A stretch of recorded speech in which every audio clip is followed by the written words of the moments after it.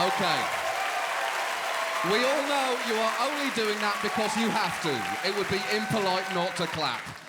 Thank you so much. And we have an incredible night for you to enjoy this evening. Some of my favourite comedians in the world. Here's a little background about me before we begin. I came to America much like Eddie Murphy.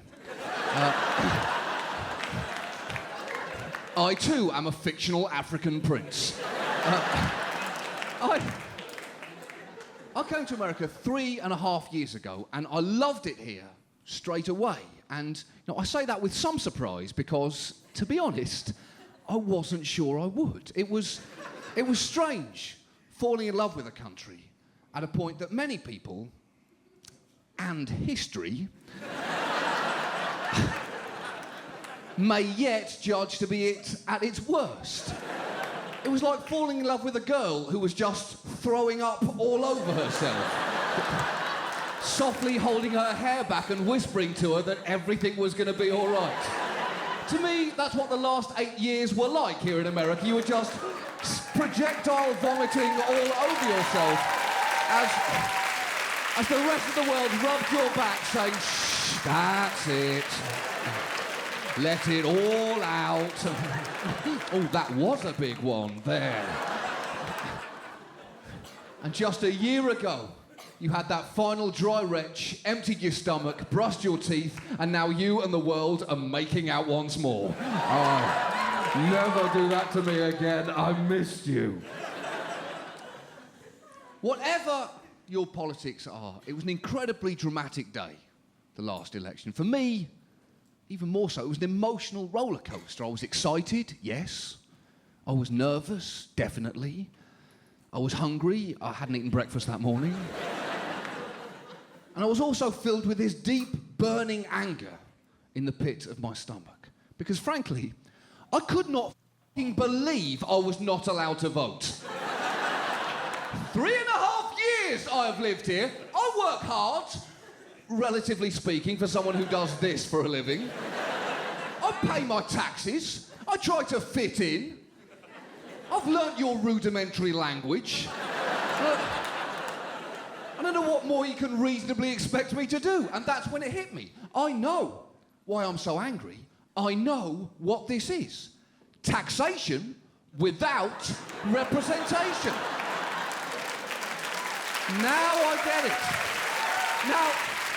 Now I see why you got so pissy about it all those years ago. It is annoying. You were right. It is annoying. And consider that as close to an apology as you are ever going to get. Ever.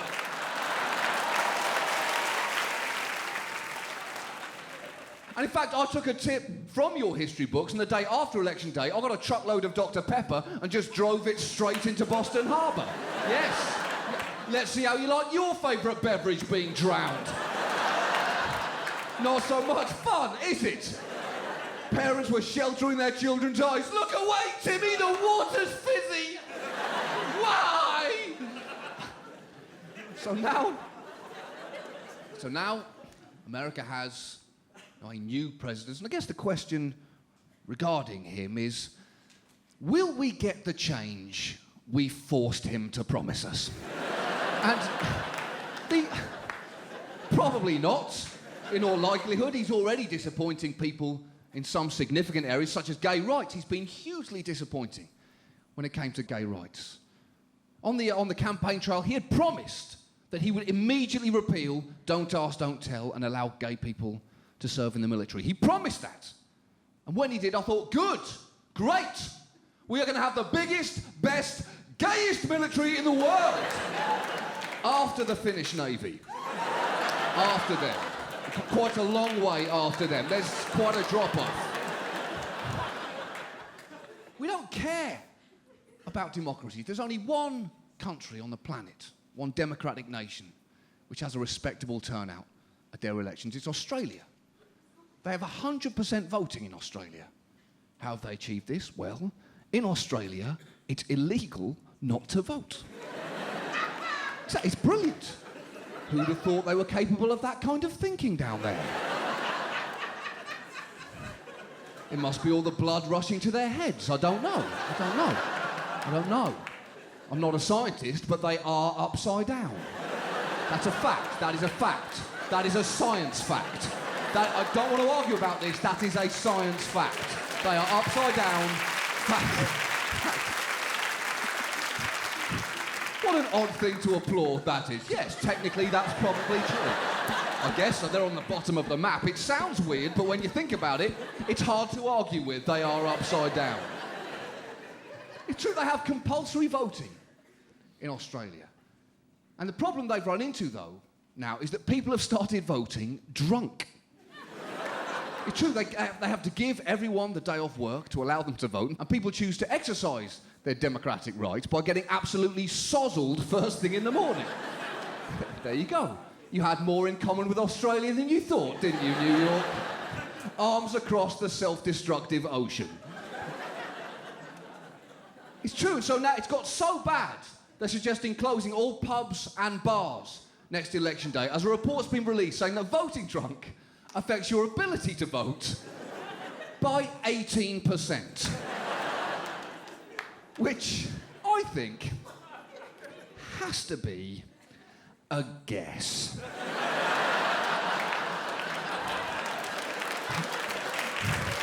Because I like to think when I've been truly drunk in my life, when I've really let myself down, that would affect my ability to vote by, and this is just a ballpark figure, by around 100%, in that it removes my ability to walk, think, and grip anything.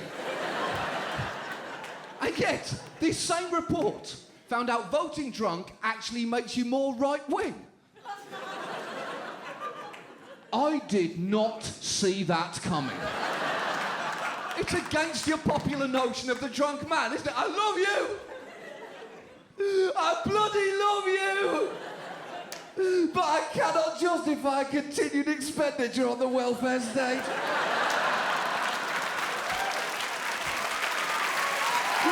You're living in a dream world. Oh, it's a lovely idea in theory, but it doesn't work. People need incentives. It's a regrettable sign of the human condition. I don't like it any more than you do, but it doesn't make it any less true. I'm a surprisingly articulate drunk.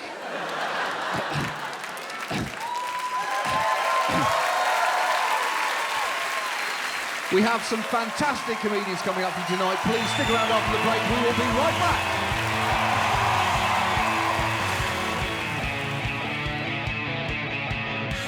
Welcome back. Welcome back. Please give a warm New York welcome to one of the greatest comedians in the world at the moment, Maria Bamford.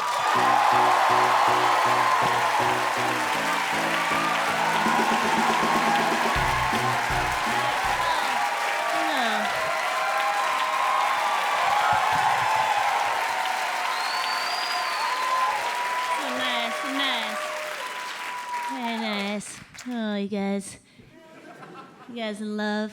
You guys, everybody's in love? Walking around town in two-headed snuggies? That's cool. That's cool. I gotta find somebody who loves you for you are. I am not the healthiest eater. Sometimes for breakfast, I like to have a mug, chalk chip ice cream, chalk chips up top. Sweet power surge, get the little lady started. And, my boyfriend said, hey, why don't you try something healthier, like a piece of whole wheat toast with a banana spread on it? 'Cause that's good.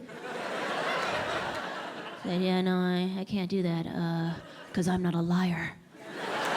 Yeah, that is not good. That is not delicious at all. You know? You can't change people. You know? Can't change me. I'm a gypsy. You know? Yeah. I'm a sea cow. Yeah, I know the motorboats are gonna hit me, but this is where I swim!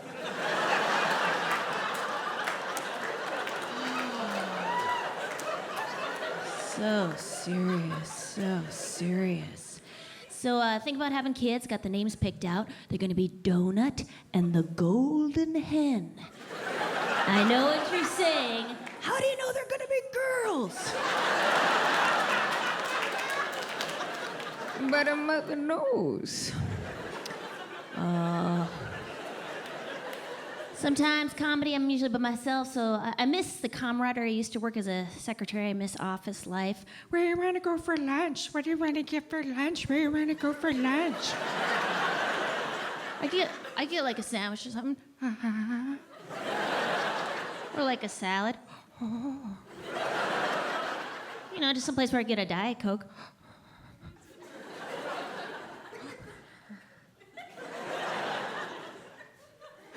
We could go to Quiznos. Yes, we could. Diet Pepsi, but yes, we could. Oh. I love the drama of The Office. Don't touch Donna's label maker. Okay. Don't even look at it. Why? Because she bought it with her own money. Enough said, sister. Why don't you tell Donna to keep her mitts off my freaking tape dispenser? She knows it's mine because it's clearly labeled with my name. Who stole my key lime pie play? Did you eat my Southwestern style lean cuisine?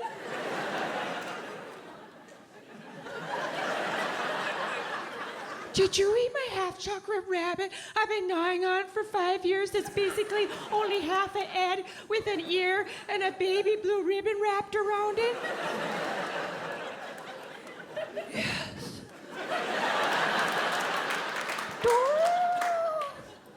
It took you too long. I had to scrabble it up in my chops. Oh, my family loves me, and we've been playing this new game with my family. It's called Joy Whack-A-Mole. What happens? Somebody brings up something that they're happy about. The other person slams it down. Before you can ever feel too good about their lives. Talked to my sister Sarah. I met someone. I think this is the one. That's great. So you projected a fantasy on some bisexual stranger you met on petfinder.uk? I'm just saying, you like him gay and out of town. 2 for 3, gay and out of town. What's his name, Rupert? He sounds great. My mom's the best at it, though. Mom, Amy had her baby. Oh, that's great news. I mean, it's not the greatest news for the 600,000 kids in foster care in this country, but if she wants a fresh one, everybody wants one that looks like them. It's so selfish, so selfish. Mom doing a show tonight. Oh, sweetie, I have a joke for you. A friend of mine, coincidentally, she was actually in foster care. She is so funny. She was airlifted out of the Sudan in the late 90s because she had been bearmed and belegged by the Janjaweed, the horseback militia. She's just a hoot. She'd love to do stand-up, but she can't. And, you know, so she's funny as heck. She's in a hospice situation. It's really just a matter of time. The priest comes in. He says, would you like us to light a candle for you in the chapel? And she says, sassy as you please, teletyping through her eyelids. Well, how many candles you got? Because so many horrible things have happened to her and keep happening. Sweetie, have a good show. What you do is so important. Thank you guys so much. Thanks a lot.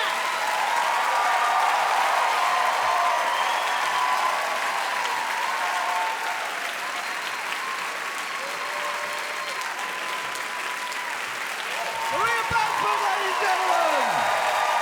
We'll be right back after you consider the following purchases.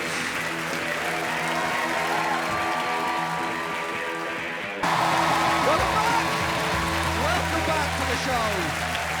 Now, unfortunately, at the last minute, Bill Cosby chose to stand by his decision to have absolutely no involvement in this show.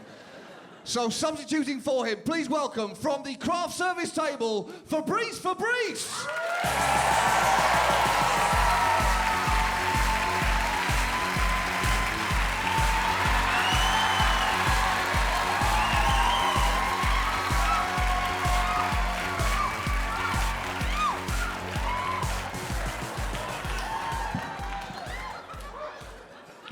Oh, hello, you ass bitches.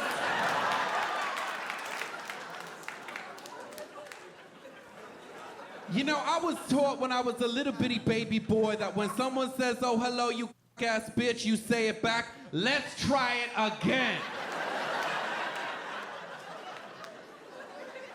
Oh, hello, you ass bitches. Oh, you had me at oh, hello, you ass bitch. That's from the movie Jerry Maguire.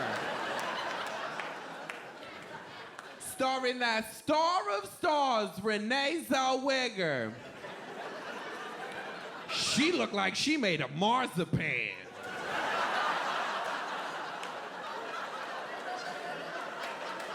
For those of you who don't know, marzipan is a waxy candy substance that looks like it's made of Renee Zellweger.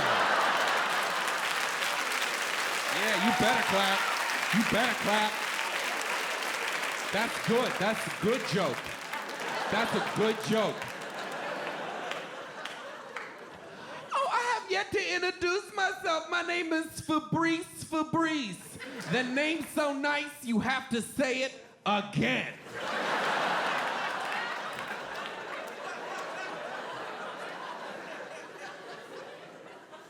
I'm the craft services coordinator here at the John Oliver Comedy blah, blah, blah. Do y'all know what a craft services coordinator is? Okay, I'll explain it, then shut your face. I'm the person that provides all the salty snacks and tiny waters for the actors and writers and producers and Jewish people.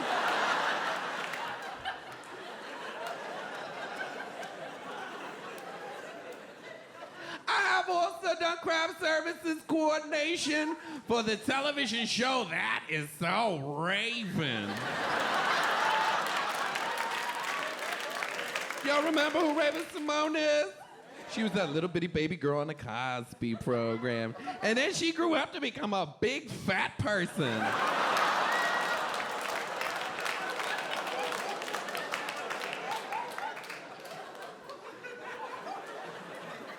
I have said a number of things famously on sets from the craft services table. For example, don't you flip your sunglasses up at me, Kadeem Hardison of a different world.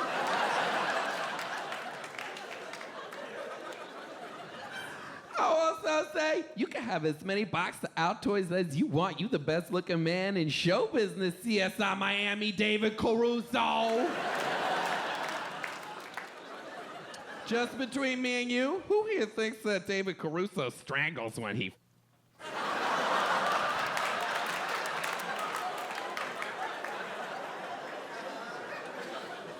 But I not only do these things on TV shows, but also dance competitions.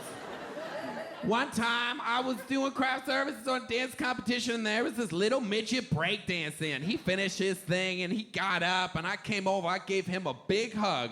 I said, hold me close, you tiny little dancer. And that, my friends, is where Elton John got the idea for the song, Benny and the Jets.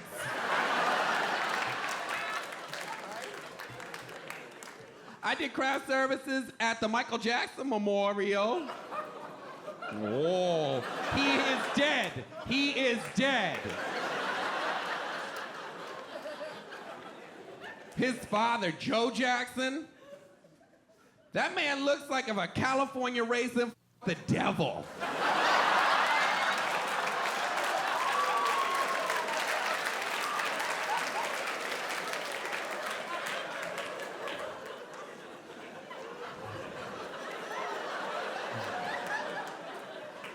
It's funny because it is so accurate.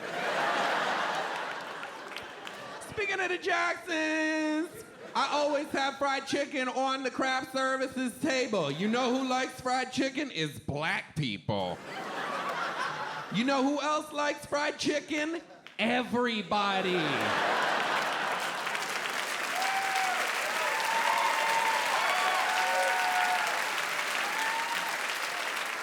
You know what I'm gonna do right now? because I love him so much is I'm going to bring my friend John Oliver back on the stage for a little talky talks. Come on out. John Oliver, everybody. Oh, hello, John. Oh, hello, Fabrice. Oh, John, you look like a big Harry Potter wizard. Well, Yeah. that's I imagine the only British reference you have. Yeah. You cast a spell on my penis. I wish you hadn't said that. Oh, it's too late. You can't unsay it, No, can you can't. No. Like how you can't get India back. That's right. Well, that's not necessarily true. That's true. Spoiler alert, we're trying. Spoiler alert. We'll be right back after these messages.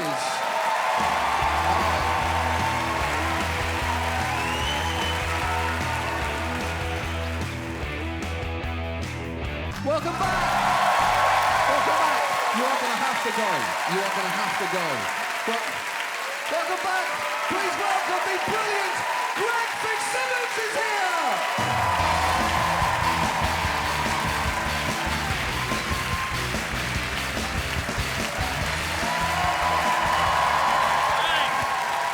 Thank you. Thank you. Wow, this is beautiful. I was rejected from New York University, so it's pretty sweet to be standing right here in the middle of it right now with my SAT scores, my bad grades, being paid to lecture. Now, this is exciting. I'm from New York, and it's great to be back in the heart of it. This is it, the Greenwich Village. I mean, this is the gayest place in the world. This is the center of gay.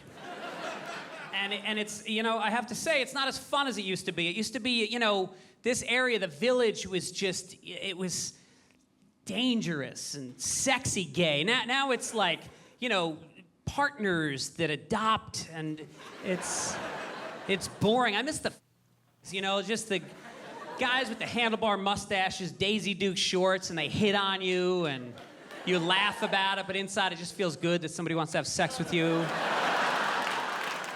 I think the Republicans took all the fun out of gay. I mean, the word gay, it's fun.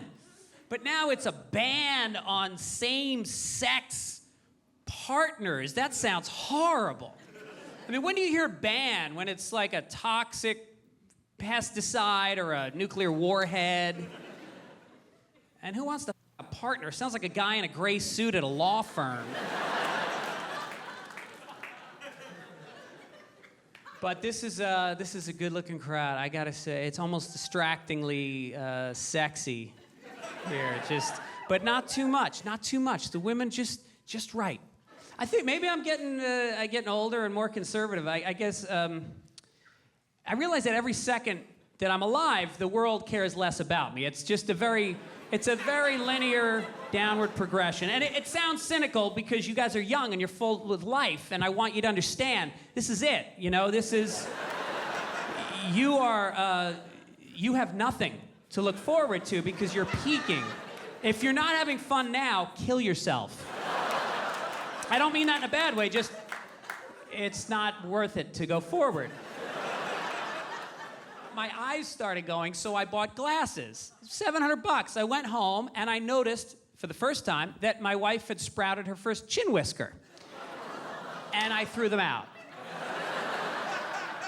And I realized the only way you stay married for a long time is to not save your senses. They should fail. Your hearing should go. Your sense of smell. You ever see an old couple walking down, just arm in arm, going like 1 mile an hour? And you're like, that's so sweet. No, he's got a bad hip, her knee went, this is the only way they can walk upright.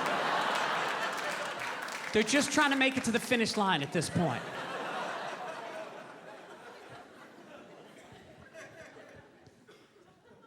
My wife and I, we've been together for 10 years, it's great, you know.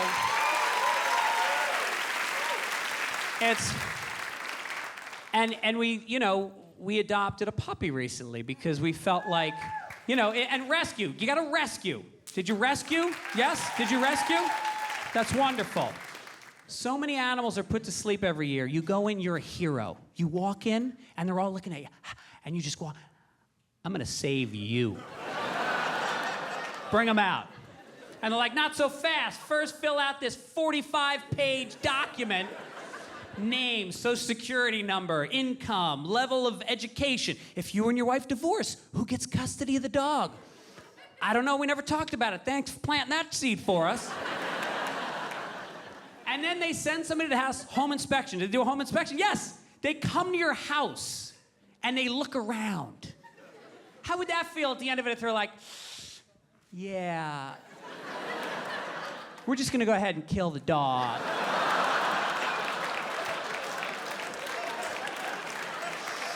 We think it would be best for him, rather than to live the way you and your family do here. Thanks very much. You guys were great. Thank you. Good night.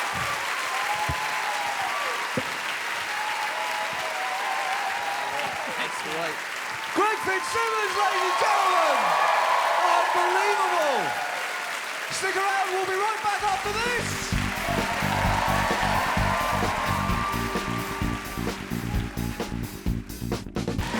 Welcome back! Please welcome the Archduke of Brooklyn, Mr. Eugene Mirman!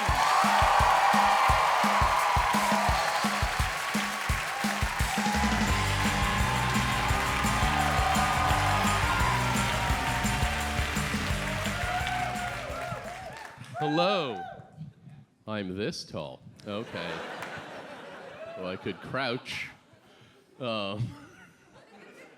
I spent the day today at Brighton Beach walking around, and yeah, it's a Russian Jewish neighborhood, and I was in a store, and I saw a board game called Let My People Go. Based on the Jews' exodus from Egypt. And I was like, too soon. Too soon. I spent some of the summer in France and for a few weeks, and I don't speak French, but I took it for 5 years growing up. So if I was in a situation where I had to be like, excuse me, pineapple dog house red, what time is it, library? No problem. And at one point, I was in a hotel trying to find out how much breakfast cost, and I was like pointing at money and pointing at the food. And I don't know what the woman thought I was saying, because she looked at me and she went, baby? Yes. Oui. I would like a baby. Your famous French breakfast babies. On some fromage. I was in a fish market, and there was a little boy behind the counter, like 9, and he had a bucket of live fish, and he took one out, and he put it in his mouth. It was like wiggling, you know. And all of a sudden, his mom, who I think owned the place, looked at him and said, "What are you doing?" And to my surprise, he pointed at me and went, "He dared me to!" And his mom turns around and was like, "Did you dare my son to put a live fish in his mouth?" And I was like, "No. First of all, if I dared your son to do something, he'd be dead." I wouldn't do like a wimpy dare, like, read a short story quickly. I'd have a real dare, like, eat a bag of fire. You know? Or build a time machine in it and send it to Hitler. That's a dare. I was at this Democratic event, and there was like a debate, but there were 10 anti-abortion protesters outside that people didn't really care about, but they had their giant signs, you know, like a picture of a fetus, and it said, like, "This fetus never learned Skype." Or whatever they're mad at. And there was one woman who had a giant sign, and on it just said, "America is better than abortion." I think she meant that America was too good a place for the horror of abortion, but instead it sounded like she had weighed both the American spirit and getting an abortion and decided that American spirit better. I think it is a bad idea to have grammatically ambiguous protest signs. To have a protest... Yeah. To have a protest sign that's like, abortion, neither here nor there. I was in Western Mass and I saw that Linens and Things was going out of business. I know. My first thought was, should have been more specific.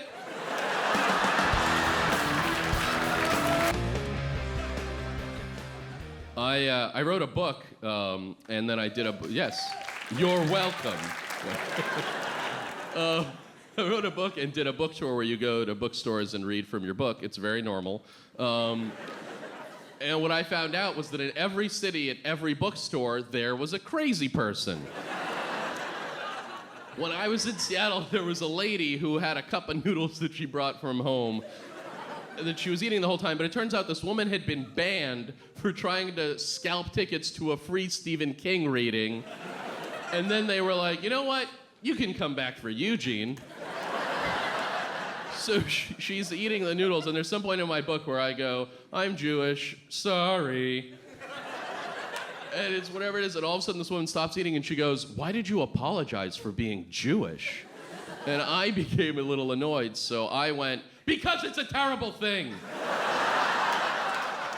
Which horrified her.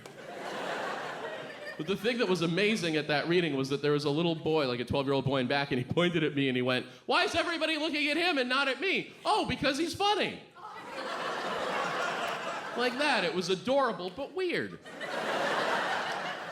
And it turned out that this 12-year-old boy was the son of someone who worked there and that he had Asperger's. So he couldn't judge social situations. He created rules and rituals for himself. And then he said the most amazing thing. He pointed at me again and he went, why doesn't he accept me as his God? It was incredible. But what that little boy doesn't understand is that I do.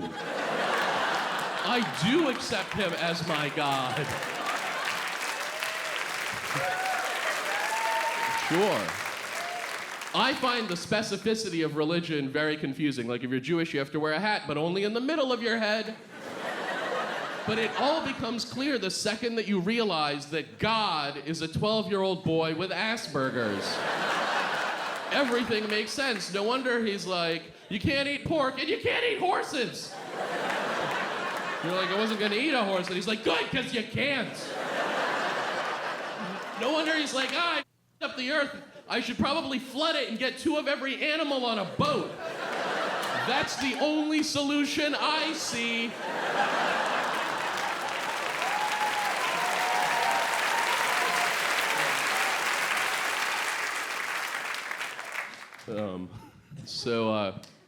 I did a show recently in Montreal, and I rented a car, and on my way back, I got pulled over and got a speeding ticket.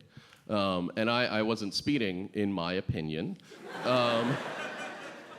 which can contradict it. Anyway, what they do is they give you a ticket. They don't tell you how much the fine is, and then you fill it out and you mail it back. And I was like, I didn't do it. And then they mail something back, and they're like, yes, you did.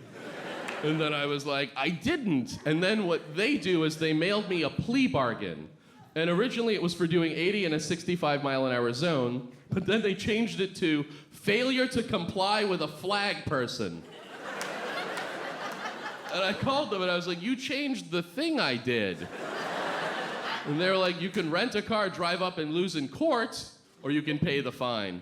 And I was like, okay, I'll pay your fine. But then I wrote them a very angry letter. And the 2 things you need to know about me are, 1, I am afraid of guns and authority. And 2, I was born in Russia and came here as a little boy, and in Russia, all you can eat are bowls of tears.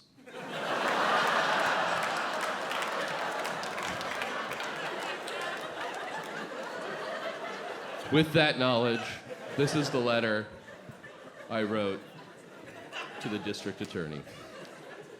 Dear district attorney, good news. I have signed the plea bargain for my speeding ticket. Thank you for lessening my charge. However, I am confused. I pled not guilty because I wasn't speeding.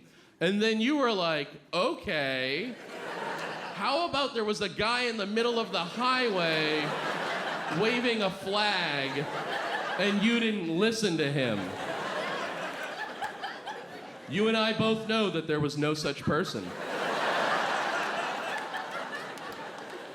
The pragmatist in me, which is also the actual me, signed your stupid document of lies to pay the fine and be done with it. However, the immigrant in me that came to America to seek a better life in a just society is disappointed in you. So in the interest of fairness, I think you should sign a plea bargain I have written for you. I, district attorney, am a dickhead.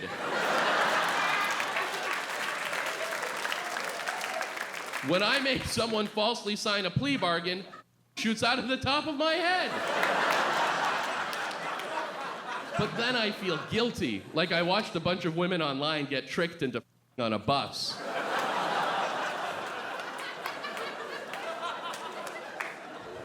Thank you for signing that.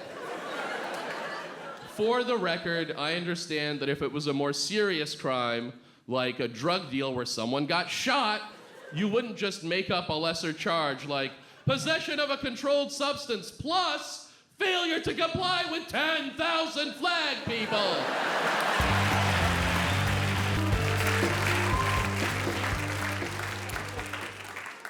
On the internet, there's a lot of places that'll have a divisive banner ad, and it'll ask a question and then but it's really to just lead you to their site. This is one that I saw on MySpace.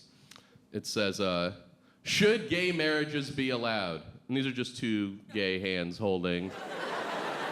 And then you click on it, and then it says, should gays be allowed to marry? And you can either pick yes or no. And then regardless of what you choose, it then goes, get 2 Blackberry Storms.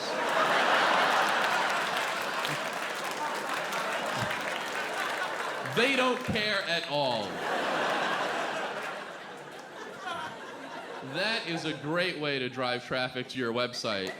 So I've decided to make a bunch of banner ads to drive traffic to mine. This is one. Is it worse to be racist at night? I don't know. Should the Iraq War be a war or something else, like donuts or television? Is Barack Obama black enough to be president? And you can either pick yes, he is, or no, you didn't. Should Scott Baio have his own mayo?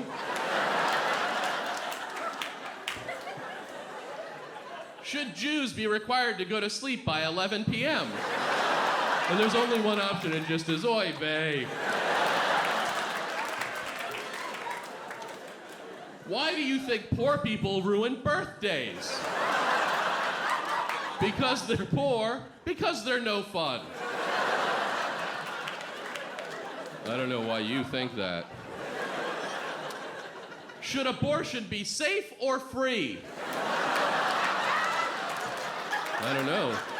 But regardless of what you click, it then goes, bye to Eugene Mirman's. Yeah. And the last one, healthcare is something no one should get because there are too many people, especially Chinese people, right? And then you can either click yes or wait, what? Thanks. Thank you all very, very much. Thanks a lot. Bye-bye.